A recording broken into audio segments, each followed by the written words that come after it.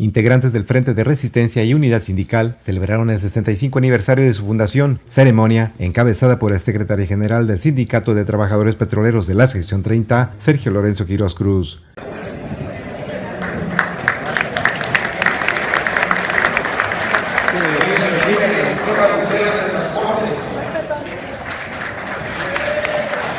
En su participación, el también alcalde por este municipio destacó que a pesar de las condiciones difíciles, esta sección es la única alternativa que ofrece mayores oportunidades laborales para los trabajadores petroleros. En ese rubro, yo estoy seguro que ya estamos listos.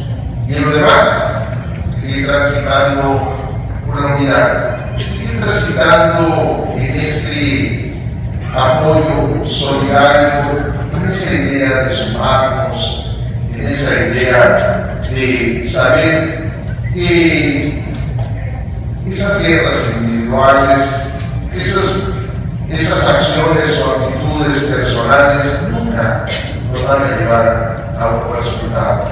La fuerza de la organización es cuando nos unimos. Siempre el mejor ejemplo que hemos tenido es que una hoja se puede romper muy fácilmente. Yo invito a que pongamos 1000 hojas juntas y trátenlas de romper para darse cuenta de lo que es la fuerza de esa unidad. Y eso es lo que nos permite seguir encaminándonos a las rutas de esperanza, de mejora, a la ruta que queremos seguir haciendo de esta organización sindical una organización de familia, tal como lo reza el lema de nuestro grupo, que dice: por la unidad de la familia petrolera.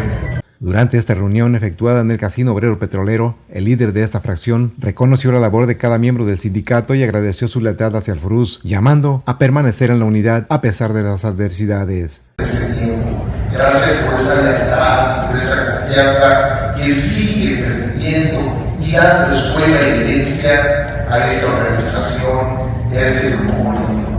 Hicimos el día de hoy, pese a todas las adversidades, pese a todas las condiciones, rendir un tributo de homenaje, de gratitud a todos y cada uno de ustedes. Pregoneros, Poza Rica.